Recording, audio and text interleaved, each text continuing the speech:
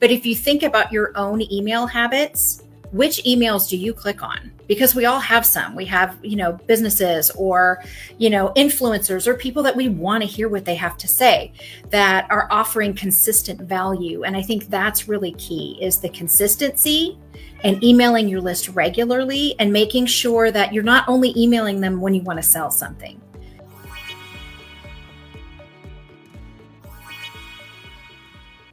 Well, hello, everybody, and welcome. Happy Thursday to you.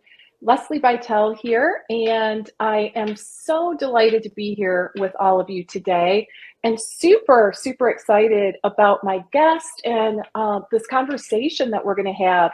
So today is all about strategies, copywriting strategies to help you to reach your ideal client, right? So very important. Love it. And I want to welcome Kathy Kiger. Hello, Kathy, and welcome. Hello. Thanks so for happy having to have you. Yeah, I'm delighted. Yeah, I'm really super excited.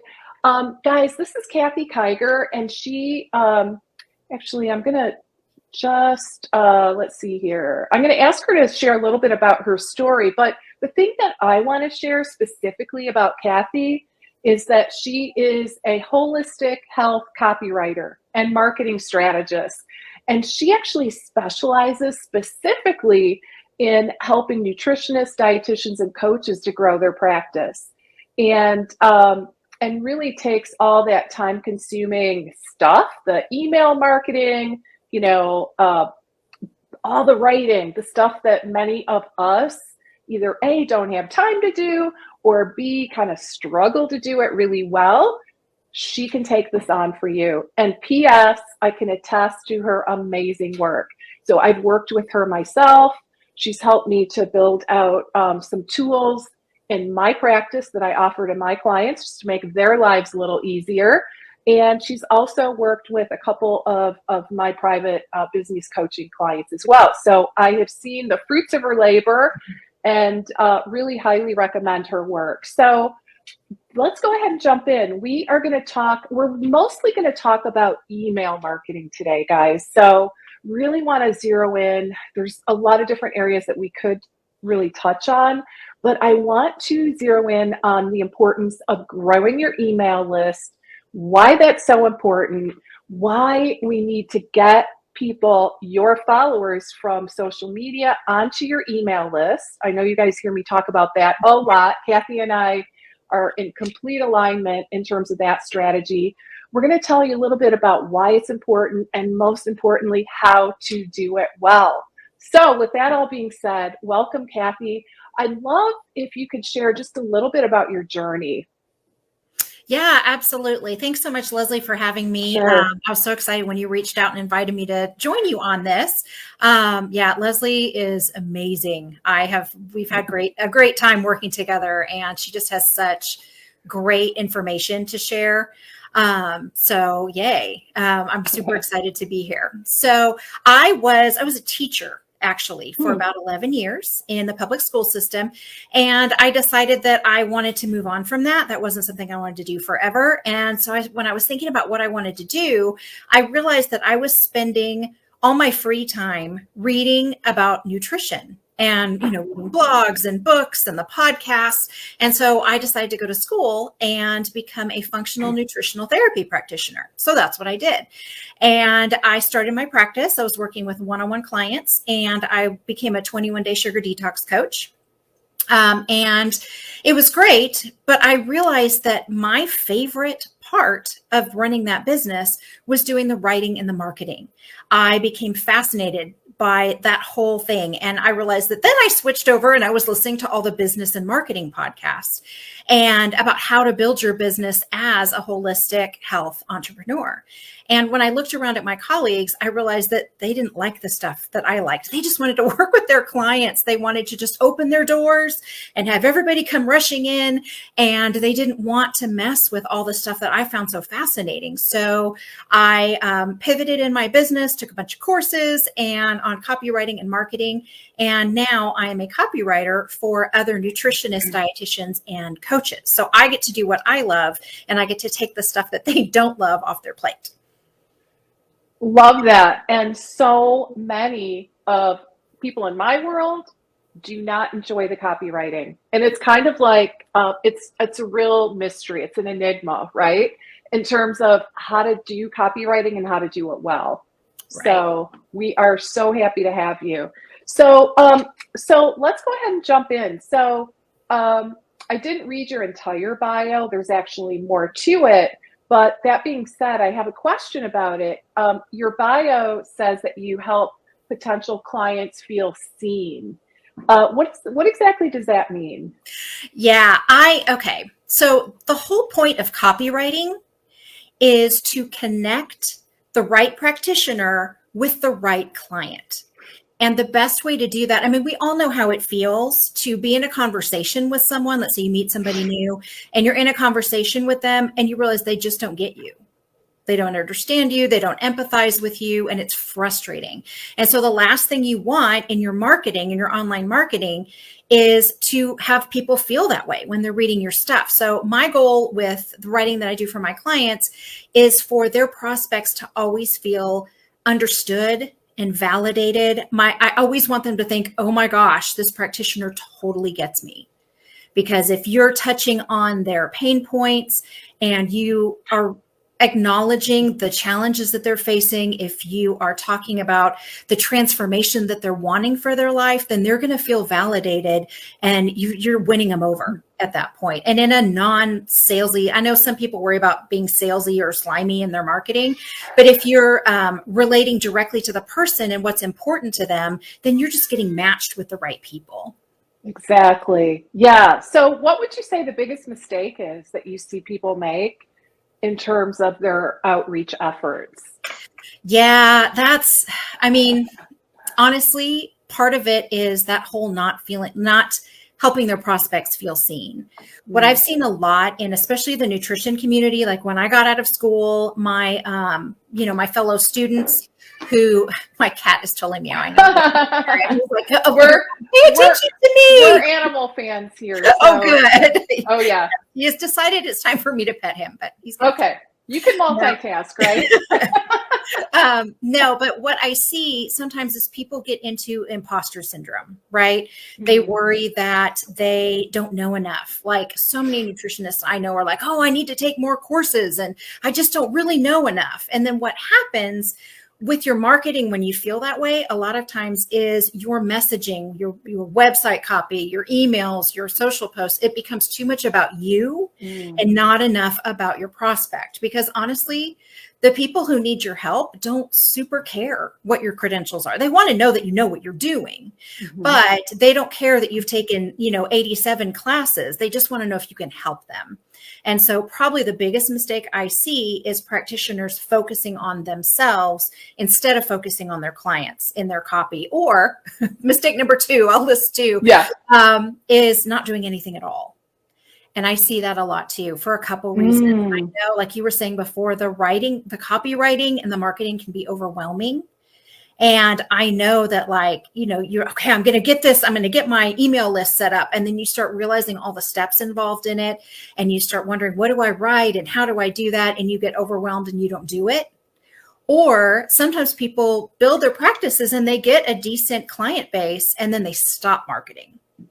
And then what happens? You go through that feast or famine cycle. Yeah, you lose a few clients because you don't want your nutrition clients forever. You want to help them feel better and move on, or your coaching clients or whatever you do. And so you want to make sure you've got your pipeline full, that you've got people waiting in the wings so that you can have that sustainable business. So those are probably the 2 biggest mistakes, thinking too much about yourself and not being consistent in your marketing efforts. Yeah. And I gotta say that I see that all the time as well. I look at a lot of like health profs bios and things like that. And the first tip off, in my opinion, is when like every sentence starts with I. I. It's like, oh boy. Okay. Yep. Yeah. So we need to kind of go easy on the word I, especially at the beginning, right?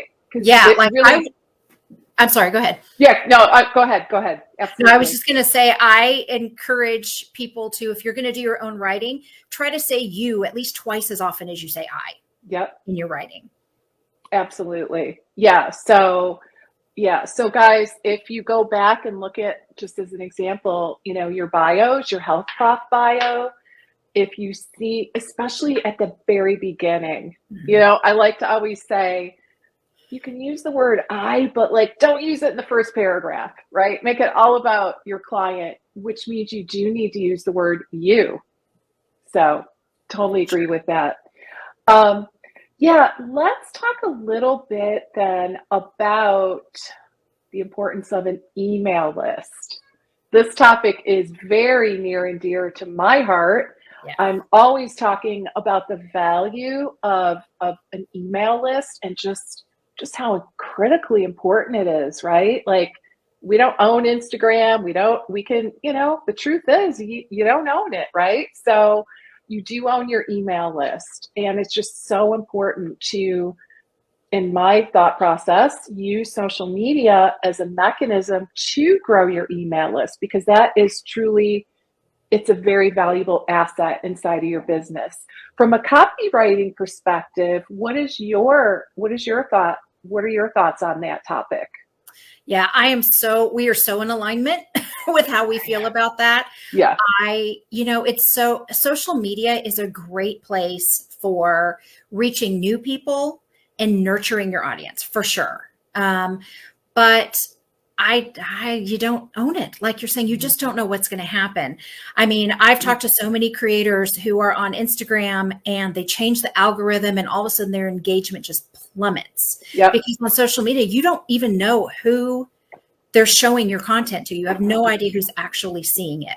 And if your engagement is dropping, maybe the people that you really need to talk to are the ones that aren't seeing it anymore. And you just don't know what's going to happen. I mean, remember Vine? Vine used to be a big thing and then it was just gone. Yeah. So you just don't know. And so I get so nervous when people are relying totally on social media for their audience. And just like you were saying, if you have an email list, you have so much more control. Yes, I am a control freak. But in this case, it's important because you have your audience, you control exactly what reaches them. And if there's so many fancy things you can do with your email list too, segmenting it and tagging people and making sure that people have a really personalized experience as a member of your email list. And then if something happens to social media, it's okay because you've still got your audience there. And when you've got that email list, you can keep them warmed up and ready for when you want to launch something. If you've got a new program or you have a new package or you just have space in your one-on-one practice, if you've got an email list that you're nurturing and continuing to grow, then you automatically have people who know, like, and trust you and who are going to be ready to work with you. I see people get ready to do a launch and they don't really have an audience. I mean, they have their social media audience, but you just can't really launch on just social media because you don't know who's going to see what. And maybe, they're not going to, the people you need to reach aren't going to see the whole series of things that you want to say. But when you've got an email list, you've already got that audience. It's really easy to make that smooth and make sure that people are hearing what they need to hear from you. Yeah. It's funny. It is one of those things where I'd say most of the clients that I work with, they're like, okay, I'm going to do it. Every now and then I'll get pushback, right? Right. And I did get a little pushback recently where it was like, well, I've sent a couple emails or a couple newsletters to my list and I didn't get anything out of it. So why should I do it? What are your thoughts on that? Yeah, here's the thing. We get a lot of email, right? Yeah. We do. We get a lot of email. And this is a standard practice to build an email list. So a lot of businesses have email lists. And so I know some people feel like, do I really want to mess with that? Is it really do people even read email anymore? But if you think about your own email habits, which emails do you click on? Because we all have some. We have, businesses or, influencers or people that we want to hear what they have to say that are offering consistent value. And I think that's really key is the consistency and emailing your list regularly and making sure that you're not only emailing them when you want to sell something. because you want to keep them warmed up and you want to continue offering value so that when you do have something to sell, you've got fans, right? You've got people who are excited. And I mean, you can get to the point where they don't even care what you're selling. They just want it because it's from you. But that just comes from consistency and sharing some personality and some value in your email. But just sending a couple of newsletters, no, that's not going to really do that. Yeah. This is a long-term strategy. Yeah, it is. And you got to be in for the long game. I think that's the only way to look at it. Yep. So, all right. So how I want to get into launches, but I also want to just take a little step back and talk about what your recommendations are in terms of, how do you go about growing an email list? Yes, I'm so distracted by my cat. Can you hear him? He's like whining so bad. He walked away for a minute. I know some things filter it out, so hopefully it's filtering it out. Yeah, it's kind of cute actually. They're like animals they know. Yeah, they do. My dog, like, she'll come in here and she's like a 2-year-old, right? Like, she'll know when like the most inopportune time to try to get my attention. Yes, exactly. Yes. So how to build your email list, right? Is that what we're talking about? Okay. Yeah. Yeah. What I recommend is creating a funnel. So you think about how a funnel is shaped. It's wide on the top and then it gets narrower as it goes down. And so the top of your funnel is going to be your online presence, your social media presence, your blog posts, your podcast guesting, whatever it is that you're doing to put yourself out there. And then while you're out there and people are getting to know you a little bit, that's when you want to start drawing them in and capture their information so that you can make sure that they know about the things that you have to offer that are going to benefit them.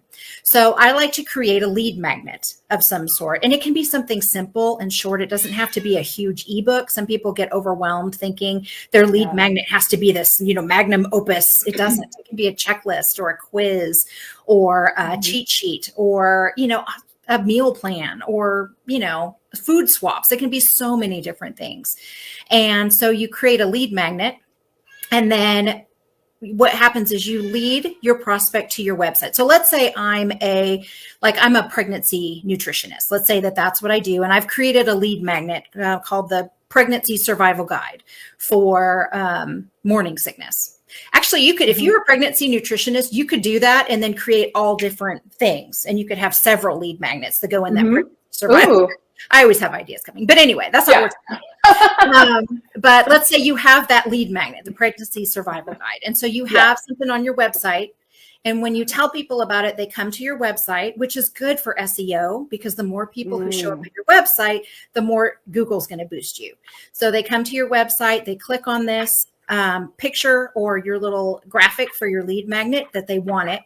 And then that will take them to a landing page. Now, a landing page is just an information page, but you want it to be persuasive because when they click on this landing page, they're going to see, oh, look at all these things that are going to be listed in this guide. And look at all the ways this is going to help me get to where I want to be. And so at that point, they're persuaded to enter their name and email address. And then you've got them on your email list. So what you want to do is take care of them. So your next step is send them a thank you. Right? It's going to go to have it go to a thank you page where it congratulates them and thanks them for joining your list, gives them an idea of what they can expect from you, gets them excited. Then you'll have what I call a welcome sequence or a nurture sequence. They're called either thing. And that will trickle into their inbox, right? Maybe every couple days, maybe you have like 5 emails in that sequence.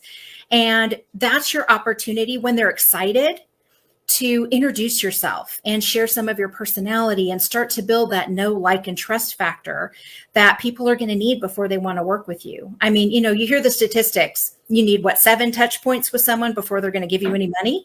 Right. So that's a great way to do it, is building that nurture sequence. And then by the end of 4 or 5 emails, then they know a little bit about you. You can talk about yourself and your story.